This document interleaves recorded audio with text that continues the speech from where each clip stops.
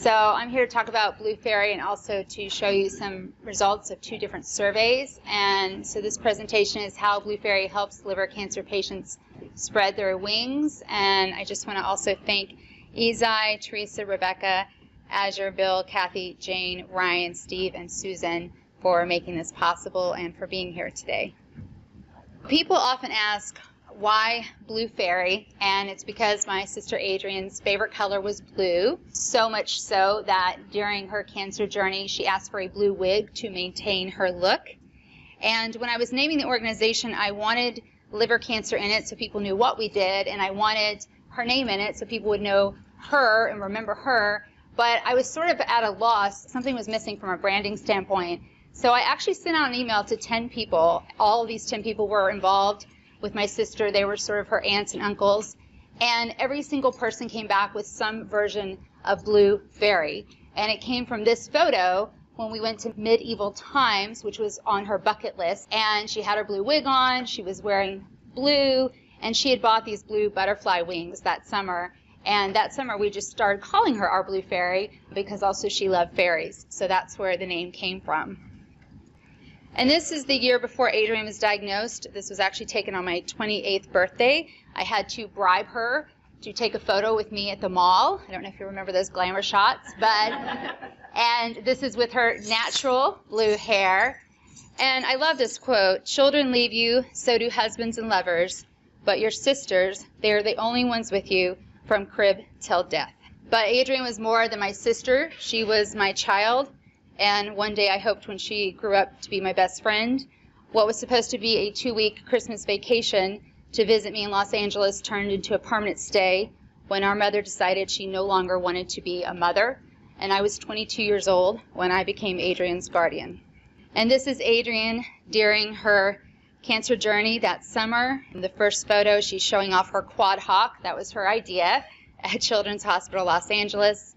The following month, she checked another item off her bucket list by meeting her favorite musician, Dave Navarro of Jane's Addiction, at the Tonight Show, where we also met Jay Leno. The last photo is her Make-A-Wish Day, where she met Dave Navarro for the second time. And that photo on the far right is her favorite photo of herself because she said she looked like a very elegant mannequin. I call this the first selfie ever. I took this with my 35mm camera back in 1995. With our 14-year age difference, I was not supposed to outlive Adrienne. It was not supposed to happen. And Adrienne died at home on October 9th, 2001, in her own bed, surrounded by people who loved her. I will say, without going into detail here, I had to fight tooth and nail to get her home and to not have her put on a respirator. And her last words were, "I love you, sissy." And I never, ever thought I would start a nonprofit. But a year after Adrienne died, I really needed something to channel my grief. I was incredibly depressed. And I went to the largest nonprofit organization at that time that was focusing on liver disease and wanted to volunteer for them, but they said they did not do liver cancer. So I said, well, I'll create a program for you. And they did not want to do it. And I think this quote by Lily Tomlin says it all. I said somebody should do something about that. And then I realized I am that somebody. And that's how Blue Faery came about. We did a lot of things to raise money for Blue Faery because none of us knew what we were doing. So we did a lot of marathons, including the Los Angeles Marathon, the Silicon Valley Marathon, the Marine Corps Marathon, the Las Vegas Marathon, the San Diego Rock and Roll Marathon, the Vancouver Marathon, all across the country. And we even did crazy things like jump off a platform. We have 3 key programs. The very first one was our HCC patient education brochure, which we started right away because when my sister was diagnosed, I asked for information about her cancer because I got all these one-sheets about her chemo. But I said, what about the cancer? And there wasn't anything, and there wasn't at the time. So the doctor who did her biopsy made me copies from his medical textbooks. And I felt stupid trying to read this information. So I quickly went out and bought a medical dictionary, which I still have, and I was translating. And even though it was not in my mind to start a nonprofit, I think it was always in the back of my mind that why aren't there educational brochures in layman's terms? This is stupid. They should be available. And so we update this brochure. It's available in Chinese and Spanish. our website translates into 9 other languages besides English, all targeted at the HCC population. And we ship them free anywhere as long as we have a valid address, including other countries. We've shipped to Nigeria, China, Armenia. We started a Blue Faery Award for Excellence in Liver Cancer Research in 2009, and that honors a researcher, scientist, or doctor who is specifically focusing on HCC and doing something new or innovative. And we give out that award every year on my sister's birthday, which is April 8th. And then we also have the Adrienne Wilson Spirit Award, which was inspired by this 2-time liver cancer patient, Kathy Bryson, who did not survive her second battle with liver cancer. And I became quite attached to her. It was pretty devastating for me when she passed away in 2010. And that award is for any HCC patient who is doing something to advocate for themselves and others during their fight, and it's a rolling award. They can apply at any time. It is a monetary award, and they can use that money however they like. Kathy actually used it on sorafenib to help offset the cost of sorafenib. These are our medical research committee chairs over the years. We started with Dr. Rose, who's now a Harvard professor, and then we had Doug Senegal, who was formerly with Surtex, and now we have Dr. Ghassan Abu Alfa, who is definitely a leader in his field, and he's been our medical research committee chair since 2015. Blue Faery, we really operated under the radar for 10 years because no one was paying attention to liver cancer, really at all, as many people have already talked about today. And then things started to change in 2013, and it all started when I was asked to participate in this liver cancer roundtable, and I met all of these people from other nonprofits. I met people from the FDA, from NCI, and no one else was doing HCC except for us, and people were very interested in helping Blue Faery and supporting us and helping us grow. The following year, I recorded Adrienne's story at StoryCorps, and I went to ASCO for the first time in 2015, and then ever since 2016, Blue Faery has had a booth in the Patient Advocacy Pavilion at ASCO, and then I've attended a Health Stigma Summit last year. There was a lot of momentum that started 5 years ago, and it's because I think more people in the U.S. are dying, and suddenly people are paying attention and want to find a cure. In 2016, we partnered with Surtex. You can look this up. It's been published in many journals. The title is Understanding the Hepatocellular Carcinoma Patient Landscape, Results from the First Global Survey of People Living with HCC. This was specifically International Survey of HCC Patients. I'm going to share another one that was of caregivers. This was a group of patient charities. So in the U.S., it included Blue Faery. I also personally brought ALF on board. And then the other 5 charities were around the world, including the British Liver Trust, also the Canadian Liver Foundation. That might not be the exact name.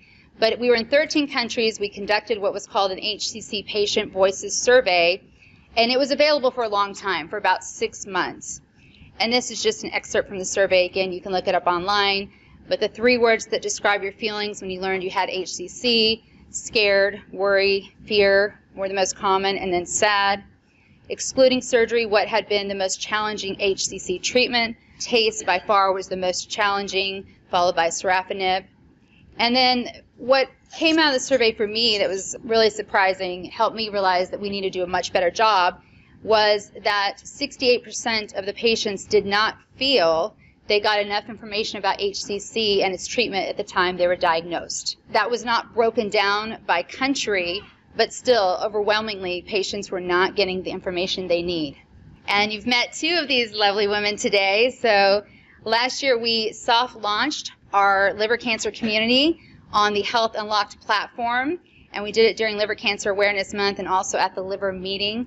And Azure and Kathy, I'm very proud to say, are now Blue Faery volunteers, and they are the community ambassadors who actually moderate that community. Bet you didn't know you're going to be in the presentation, huh, ladies?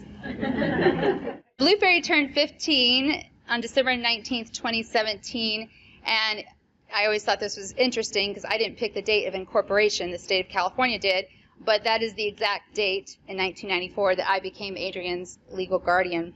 And last year I also launched the Better Off Bald podcast, which is, Azure, isn't that how you found us?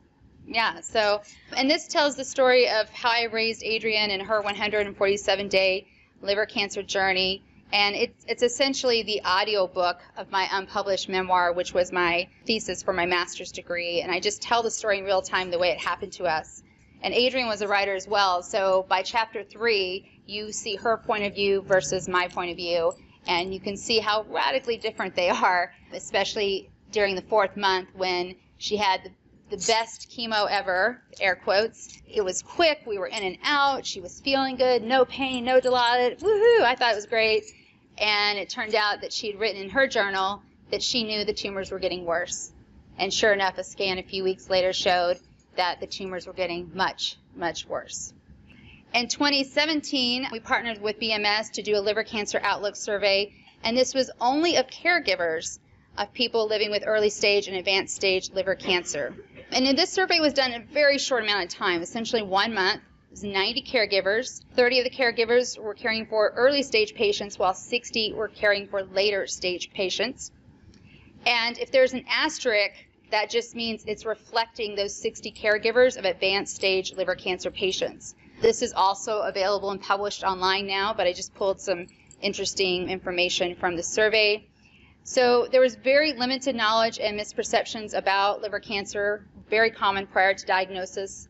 47% of caregivers believe they were aware but not knowledgeable about liver cancer prior to their loved one's diagnosis. And 72% of caregivers believed heavy alcohol use was the most common risk factor before their loved one was diagnosed with liver cancer. And I pushed hard to get this question in the survey, what do they think the most common risk factor was, because I know that's exactly what I thought. You know, when I thought of liver cancer, I thought alcohol. Of course, I knew that that did not pertain to my sister, and later it all came out what her HCC was caused by. But I can't tell you how many parents of my sister's friends, who at that time were probably about 10 years older than I was, they were all in their late 30s, came up to me and said, "Oh, I had no idea that she drank, because she's an honors student." And I didn't get mad because it was out of ignorance, but seriously, how much would a 15-year-old have to drink to get stage 4 liver cancer? I mean, come on. And 58% of the caregivers were hopeful about additional treatment options, and there were a lot of questions about additional treatment options. And one of the ones that they were the most interested in, which Steve has touched on, was immunotherapy. 77% of caregivers thought that liver cancer does not get as much attention as other cancers. 90% wish there was more public awareness about the seriousness of a liver cancer diagnosis. And I really encourage you to look at these last 3 pictures, these pie charts, because this is something that I think people inside the medical community are really, really unaware of. 56% of caregivers reported there was a stigma associated with liver cancer. 60% of caregivers agreed that negative perceptions about liver cancer made it difficult to find support. And 40% of caregivers report that stigma prevented their loved one from actively seeking support for their liver cancer. And I say this often, that to me, hepatitis and liver cancer are very much where HIV and AIDS were in the 80s. There is a stigma attached to liver cancer, so it's not even just the drinking aspect. There's also the people who know that hepatitis can cause liver cancer think immediately you're a drug user. And my feeling is, I don't care how you got liver cancer. I don't care if you did drink or you did use. I don't care. No one deserves liver cancer. So liver cancer faces a lot of the stigma that lung cancer faces with cigarette smoking. Yet how many people who have lung cancer have never smoked a cigarette? It happens a lot. So this was very, very interesting to me. 81% of caregivers believe liver cancer advocacy organizations provide a much-needed service to patients and caregivers, but only 60% of caregivers were familiar with at least one liver cancer-focused advocacy organization. So again, this was telling me that, wow, we need to do a much, much better job. This year, we also partnered with Pethura to provide HCC patients with precision cancer analysis reports, and Imerman Angels to provide one-on-one peer support. This is one of my favorite photos of me and my sister, the one on the right. That's actually when I was visiting home during college, and she was only 6 years old, and I was going out with my friends, and she wanted to go out with me, and I told her she couldn't go. And then the one on the left is one of the very last photos of us taken together, and she was extremely tired. It was actually the day after the medieval times trip, and she was just really, really exhausted. And if you want to learn more about my sister's liver cancer journey, all you need to do is text liver cancer to 44222. If you have an iPhone, it will not like the 44222, and it will put a dash, but there can't be any dashes. So just text liver cancer to 44222. Thank you.